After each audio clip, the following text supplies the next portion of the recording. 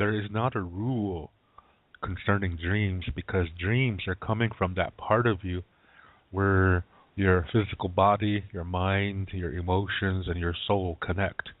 And this is called a sacred center. And this is also where there's a part of Grandmother Earth, and there's another sacred piece there too.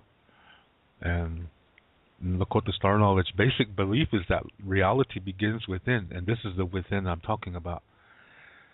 And sometimes, see, in this area, there's a connection to other areas and other realms as well.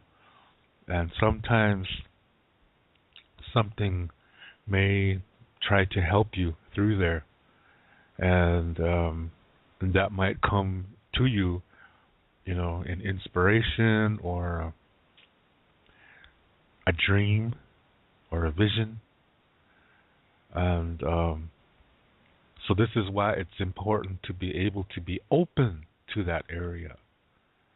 And the way you do that is by taking care of your total self on those 4 parts that I mentioned earlier. The physical body, the mind, and the emotion, the emotional self, and the soul. That you do your best in taking care of those 4 parts. And this is going to, it's going to lead you to deal with your past, because it's very important to do that. Because the goal here is to be able to communicate from that sacred center. And the best way to do that is to be in the present moment at all times, or as much as possible. Yeah. And so we have to deal with our past.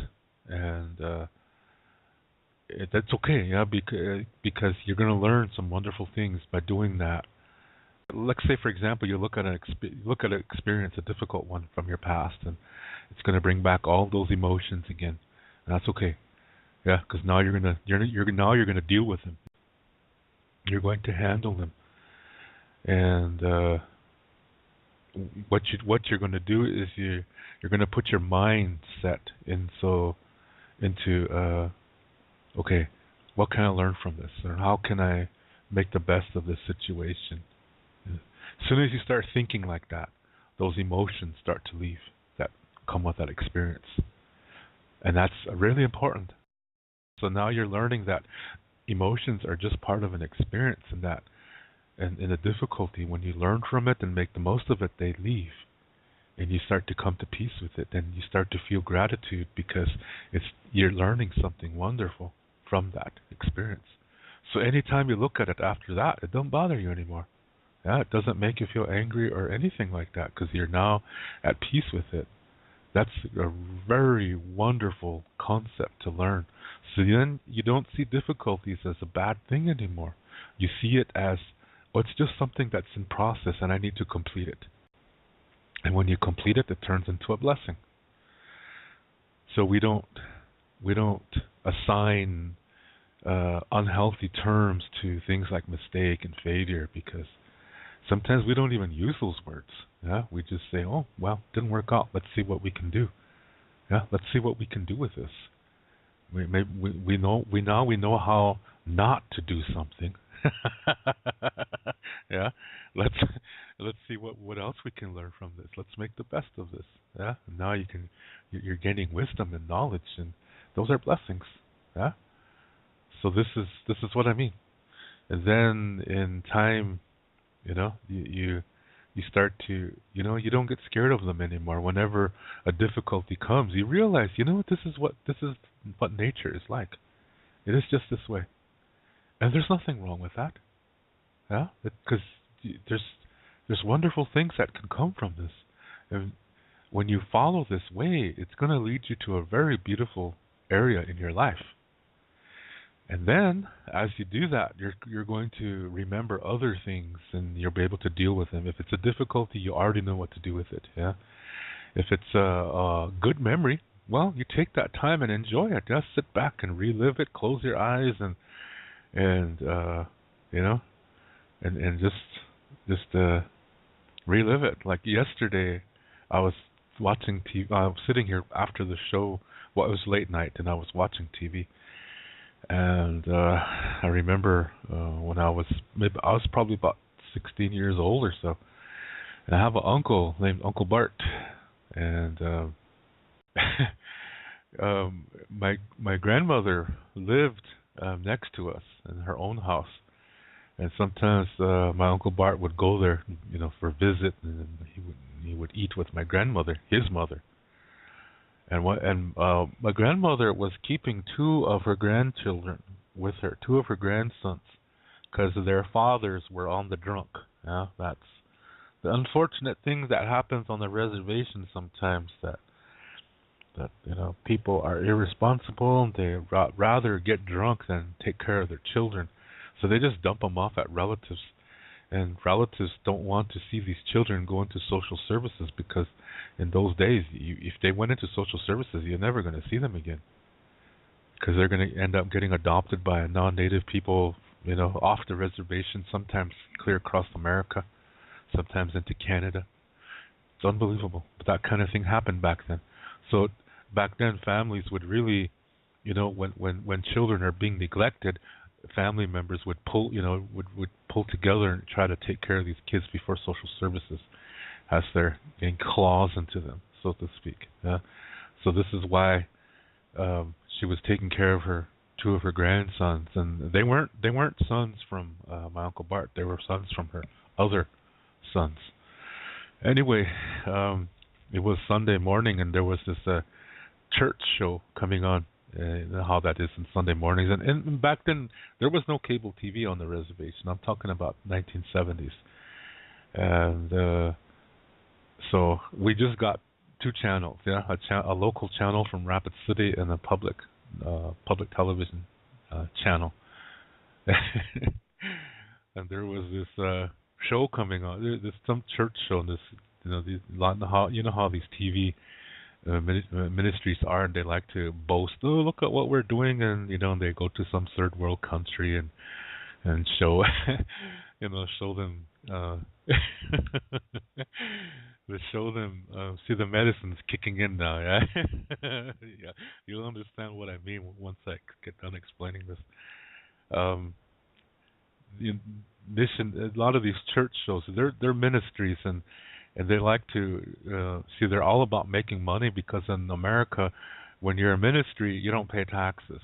So a lot of these church ministers, they raise millions and millions of dollars, and then they say, okay, this is what we're doing, and then they say some third world country, and they're digging wells, they're building schools and stuff like that, and hiring teachers, training teachers, and you see all these children from these third world countries going to school in school uniforms and stuff like that, and they show, and so they use this as a way to fundraise and say, we need more help, to do the Lord's work, they say.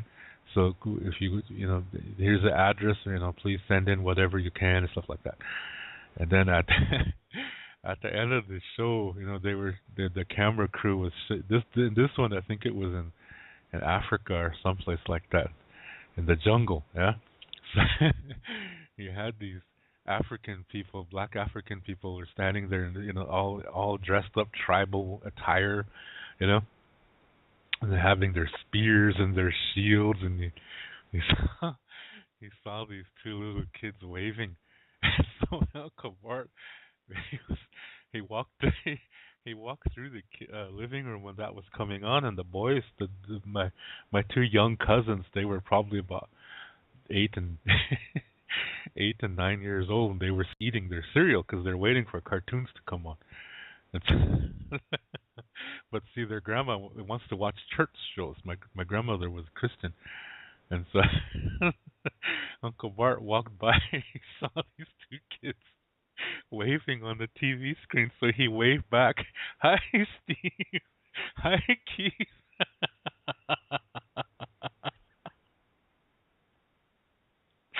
And Steve and Keith are like, shit, not even.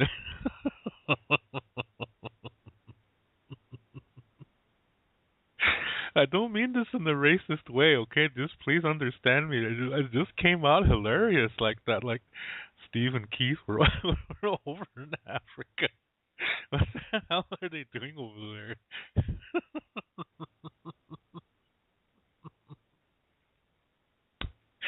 Oh, Mr. See, I was thinking of it last night, and I just couldn't stop laughing, and I was like, see, this is what it's about. Yeah, remembering things from the past like that, and it just brought back all that laughter again, and the circumstances. You have to stop in time. Yeah, stop in time and just enjoy the incident that happened, and don't worry about what happened to these people afterwards. But just enjoy this moment that this occurred. My Uncle Bart was a funny guy. He was an alcoholic, but when he was sober, he was a very good man, and he was funnier than hell. Yeah, he really pulled. He really pulled some numbers on me. Yeah, I mean, one time, one time I was in my bedroom, I was listening to records, and he came back. He came back in my room. He said, "Hey, check out my new shoes." He said, all serious. Yes, I was like, "Huh? Those are pretty cool." I know. He said, I said, "Where'd you get them?" I found them off some drunk passed out on the street. He said. And I said, "Shit." I looked, I looked real close, and here they were my shoes. Yeah. Oh shit! Oh man, that guy was funnier than hell.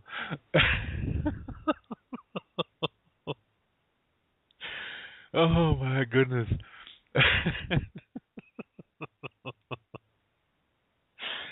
Oh gosh. Well, he used to travel with us, when we'd go to like when my mom and them would go to Rapid City to shop for whatever reason, and he used to travel with us because we had the room, yeah. And it's always good to have him around because in case the car broke down, this guy's good with cars, yeah. So he could fix it or whatever. So it was good to take him around. He's just a fun uncle, yeah. Like I said, when he was sober, he was really nice to hang around with. And one time I went to a music store, and used to go there and buy music books and guitar strings and things like that. And here I bought I can't remember what the music book was, and he said, "Can I look at that?" And I said, "Shit." I said, "Can you read music?" He said, "Yeah, easy." He said.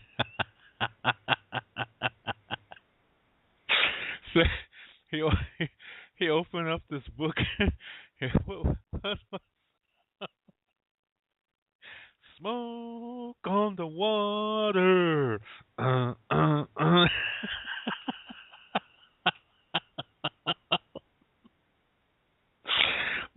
My uncle, there's no way in hell he would know that song because my uncle is, like I said, he's much older, and he's a country music guy. Yeah. Here he was at this Deep Purple songbook, and he was singing the songs. It was so funny to hear that. Yeah, we all came out from Montrose. This old guy was singing the song just exactly as what it said in the music, and it really made me laugh because I didn't think he could read music. Yeah. And to hear him sing these Deep Purple songs, it just seemed out of place. Yeah. Oh my gosh. And I talk about my uncle. I remember these things, and another one more I'll share with you. When I was even more younger, maybe about 8 years old or so, and I wanted to I wanted a guitar, and my mother said, I told her, I said, I had a toy guitar with fishing nylon strings on it. And I said, if I play a song on this guitar, I said, would you buy me a guitar, a real one? And she said, we'll see. She said. So I learned how to play this song called Wipeout. It's a real oldie. Wipeout is really a drummer song, but it has a cool guitar lick in there. And so I learned how to play that, and then I played it for her. And I did the drum part on the hitting the guitar, that that. And, and then my mom said, "Okay, I'll get you a guitar." So I got a guitar for my birthday. It's just a beginner guitar, and I just love looking at that guitar, keeping it shiny, and even went to bed with it, and I was just so in love with my guitar. Yeah. Then I was like, okay, I gotta learn how to play this. There was a record that came with it that showed you how to tune the guitar and to play some chords. And that was it. And then I realized, this thing is hard to play because it's metal strings. It's an electric guitar. I didn't realize that I would be playing metal strings, and it hurt my fingers. And so I just got frustrated. So I gave up.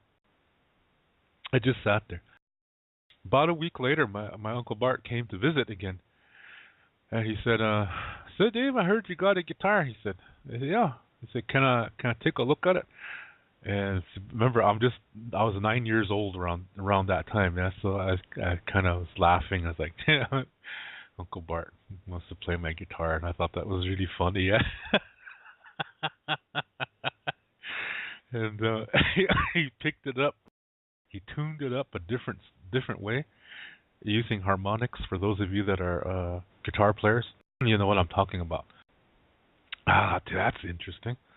And then he started playing guitar. If he started playing the Johnny Cash kind of things, then he started playing Chuck Berry, and I was like, hey, no way! I didn't know my Uncle Bart could play guitar. That really, he really blew me away. And I said, gee, he said, here, why don't you play? He said, I don't want to play. It hurts my fingers. He said, and he said, look. He put his hand out. He had his hand open. He said, look at the tip of my fingers. He said, feel that. He said, do you feel that? And I said, yeah. He said, those are calluses. He said, you just have to play more and more, and you're going to get these too. He said, then it's not going to hurt you anymore. He said, it's going to hurt at the beginning. He said, because it's brand new. You're making your skin hard, but you can't stop. He said, you have to always play every day. He said, even if you don't think you're doing anything good, just keep going. He said, so what? He said, there's no guitar police that's going to throw you in jail for playing wrong. He said.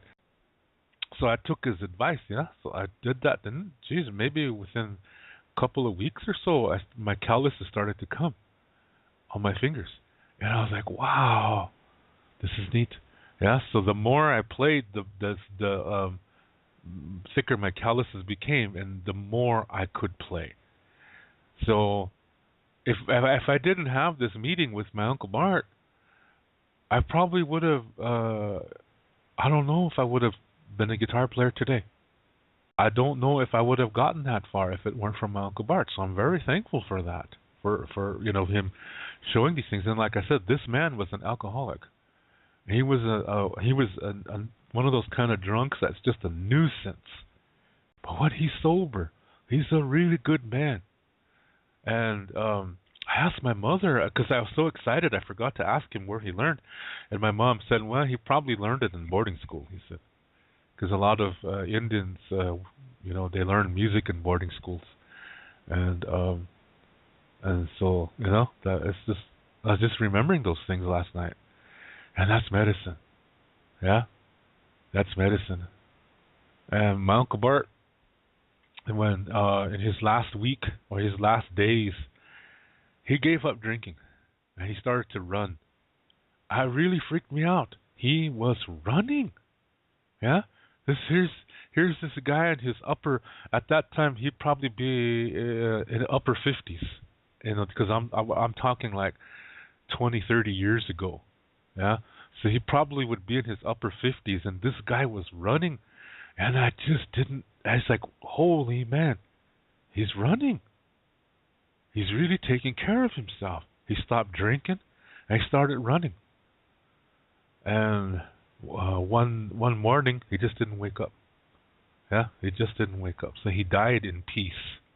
He didn't die, in a gutter someplace, or choking on his vomit, or whatever, from being drunk, or in a car wreck or anything like that. He died in his home very peacefully. He had a real peaceful expression on his face when they found him. Yeah, no suicide, nothing. It was time. So, wow. Yeah, so I was thinking about that, and I was like, that's really, really crazy, really crazy.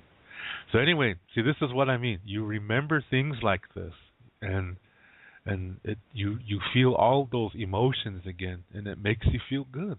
Yeah, it makes you feel good. It makes you feel thankful, and you don't reject the parts of things that are not pleasing. You have to accept the whole picture. Yeah, that's why I say that he was an alcoholic and he was an asshole when he was drunk. He was a nuisance. Jeez, when I was in my 20s, I had to throw him out of the house one time because he was such an asshole. But that's the alcohol. Yeah, and then when he's sober, he's just this really, really, really nice guy. And I think that's how he is. It's just that people get drunk, they turn into assholes. Yeah. So I have to look at the whole picture, and I said, yes, he was an alcoholic, and he when he was under the influence, he was not a good man. But I also have to remember when he was sober, when he was a really good guy. I mean, we all have imperfections in our life. That's okay. Yeah, we're not supposed to be perfect. That is not even a goal. The goal is never perfection. The goal is to live in a healthy way in the present moment. Yeah, that's why I'm saying these things. And so, like I said, getting back to what I was saying earlier about taking care of yourself and and being able to come to peace with your difficulties, and then you realize that nature is this way, and it's not a bad thing.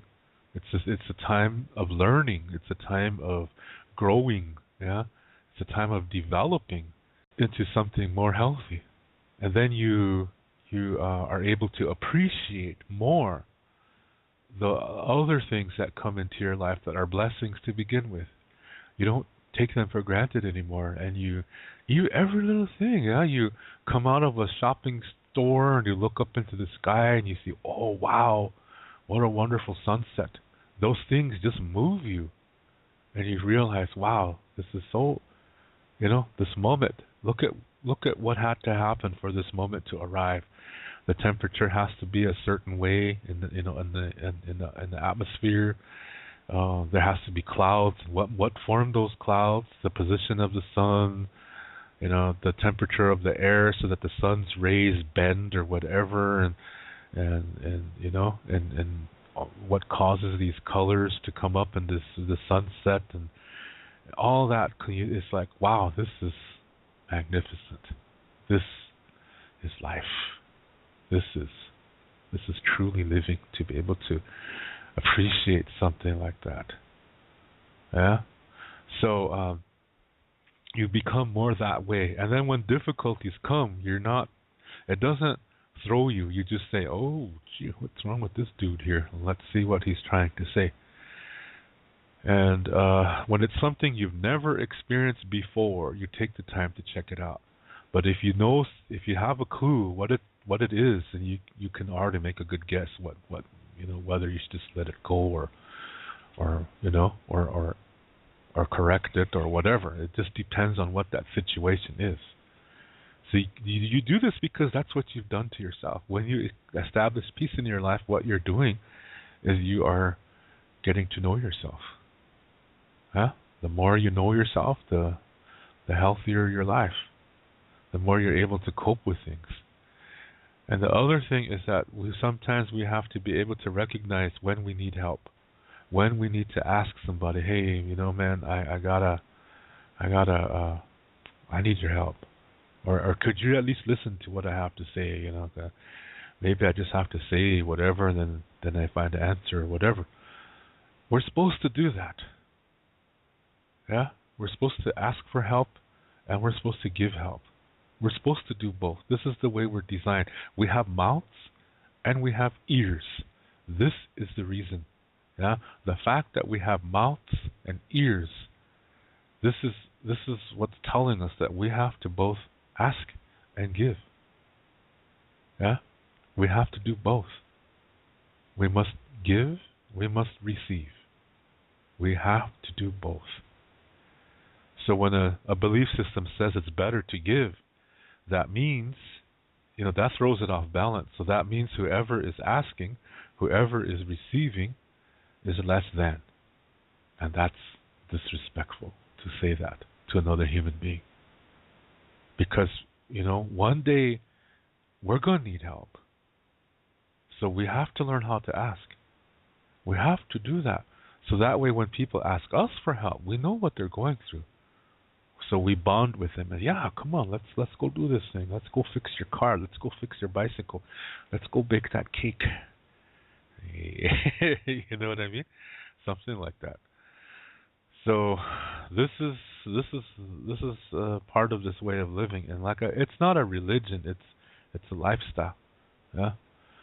And so this is what has to happen before other things can happen in your life. But let me tell you something. Once you have this going, other things are going to fall into place. Because see, when you're living this way, your mind is thinking a certain way, and this is putting things in motion that are going to fall into place for you in your life. You don't see it right now, but it's setting it up. Yeah, that's why we believe things like energy can become matter, thoughts can become reality. Yeah, this is why. Because of our foundation belief, reality begins within. So when you can do this, you realize that there are certain moments that it depends on what you're doing. That time can literally stand still for that experience. Other things are happening. Your lungs are breathing in, out. Yeah, you're going forward in that context of your life, but some part of your consciousness, it's standing still. And in other experiences, it's going back. It's going into the past. Even though you're still going straight forward, there's a part of your consciousness that's going back in time. So you can be in more than one place at the same time. When you deal with your difficulties, you're being in two places at the same time. And once you come to peace with that difficulty, you're standing more and more in the present moment. And your thought patterns in the present moment are influencing your future. That's why it's important to be at peace with your past, so you can influence your future the way you would like for it to be. When you do that, it may not turn out exactly the same, what you're hoping for, but it may actually be better. Yeah? But always remember, there's things that happen out of the blue. Sometimes it's a good thing, so you enjoy it. But sometimes it's a difficult thing. So don't fret. You're making the best out of your difficulty. You're learning from it and making the most out of it. As you live in this way, see, this is what I mean. You start remembering things from your past. Funny things. Nice memories. And that's what happened to me last night. Just out of the blue, I start remembering my Uncle Bart and these funny stories. And there's more. Yeah, this guy is really a funny guy. And I just was remembering, I don't know why. I just have no idea. All these memories were of other things too, yeah? And one time, we were in the 7th grade.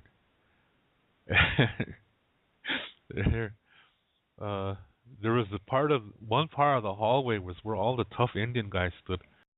So white kids really didn't like to walk through there because Indian guys would push them back and forth, like a slaughter alley, something like that, where you run through it and people on both sides just push you back and forth like that.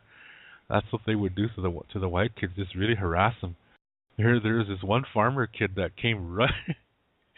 He came running around the corner. He comes from a poor family, so he's wearing hand-me-downs, yeah, big pants and big shoes, and he was running down the hallway. And here the principal came around the hallway. The principal grabbed him by he grabbed him by the shoulders. This guy's legs went up and his boots took off. Just like a cartoon, yeah.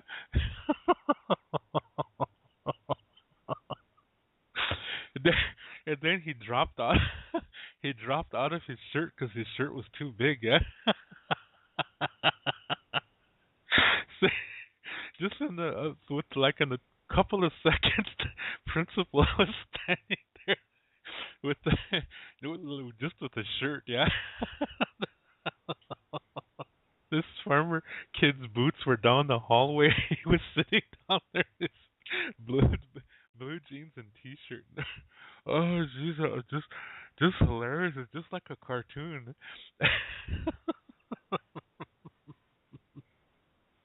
And see, this guy hung out with the Indians because see the white people in that school. See, this guy came from a poor white farmer family. His name was Lester, if I remember correctly. And the white people in Dupree, geez, they're really kind of snobby. It seems like a lot of them, yeah. And they would always make fun of this Lester because he was poor. And we thought, Jesus, since when do we do those kind of things? Yeah, in the Indian world. I mean, in that community. I mean, there were some of us who had parents that worked, so we always had new clothes and things like that. But we never made fun of those Indians who wore hand-me-downs, or they're wearing rummage clothes. We never made fun of them because they're our friends, they're our relatives. We never made fun of them. But these white guys, they would really make fun of poor Lester just because he was from a poor family. So we took him in, yeah. So he hung out with us guys. So when we had physical education, and the team I think there were like 8 teams. 2 of the teams were all Indian, except Lester was in one of these all Indian teams, yeah. And he really played good. So Lester really hung with the Indian guys because of that. Because we're like, geez, how come these guys are treating this guy mean just because he's poor? You know what I mean? That's how it was. So when Lester came running around the corner, see,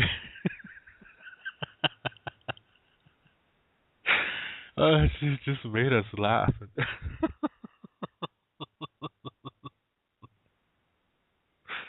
Oh man, so many funny things like that, yeah. So that was medicating me last night. Yeah, last night I was in deep medication. I don't know why I was thinking of those things. I didn't even think of anything remotely similar to or related to these things that I'm telling you. Yeah, I can't remember what TV show I was watching. I have several channels here that play they play the shows in English, and I think it was what was it, Two Broke Girls I was watching, and I kind of liked that show. And then there was commercials because it was between episodes, so I went to get myself a drink and a candy bar, and I came back in. No, I had some Jell-O last night, so I was I sat down. Suddenly, I remembered Uncle Bart, yeah, and he was doing and saying these things, singing Deep Purple songs, and and then this white farmer kid Lester, yeah, came to my mind, and the funny things that happened around him, and I was like, why am I thinking of these things? It just came to me, and I just said, you know what? I'm not going to question it. I'm just going to enjoy it. I'm going to sit here and get drunk on this laughter. Yeah? so so I had a little therapy last night, yeah? Oh shoot. Anyway, see, when you live in this healthy lifestyle kind of, you don't have to be perfect. All you got to do is try. Yeah? There's no rating scale of how healthy can you be in this. No, no, no, no, no, no, no. You just do what you can. Because some people can do a little bit more because they're already at peace with certain things, but some people can't. And that's fine. This is what's important, is that we are actually doing something about it. That is the most important thing. That's why people say it's not the goal that's important, it's the journey. This is what they mean. And so when you're living like this, there are certain you come to certain things where you go back in time, and that's what happened to me last night. A part of my consciousness went back in time, and I just had a blast. Yeah. Oh man, I love it. See, this is what I meant to say earlier. This, when we're dealing with times, sometimes we think it's flying too fast. Don't don't focus on that aspect. There's always going to be more than one aspect when it concerns time. There's the past, there's the present, and there's the future. That's at least three more aspects. So you can shift around there. Yeah. So when you think it's going by too fast, just come back to the present moment. Just take some time, calm down. Yeah. Find a quiet place and just slowly start paying attention to what's happening around you. Yeah. Come back. Just forget the future for now. Yeah. Just you can worry about it later. Just come back to the present moment and listen to your breathing. Listen to, feel how your skin feels against whatever it is you're sitting on or whatever clothes you're wearing, and just slowly come back. Just keep doing this. Take deep breaths and just relax. And if your stomach is growling, just let it growl. You know what I mean?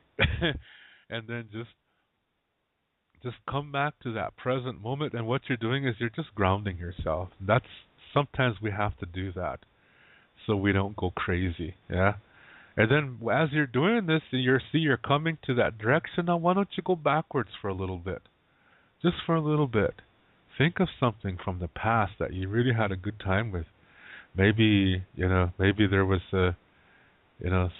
think of a childhood experience or something like that where it was really funny. Don't worry about, but then they grew up and this is what happened. No, just let that go. Just focus on that moment of that funny experience, whatever it was. Yeah. And or maybe a funny story. So sometimes I think of those, yeah, and it's like medication. It really makes you feel good. And then then you can come back to the present moment again. Yeah, and then start doing. What you did is you recharged your batteries. You took the batteries out, and put them back in again, or you cleaned the tips, or whatever. You're ready to tackle the next task again. Yeah. So you just kind of you just shook yourself for a while, and now you can do whatever it is you want to do. Do you see what I mean? So you don't have to always just focus on one aspect of time. You can look at the others too. And like I said, the visualizations concerning the future, those are also really nice to do. Yeah? As long as you come back to the present moment, that's the only important thing that really matters.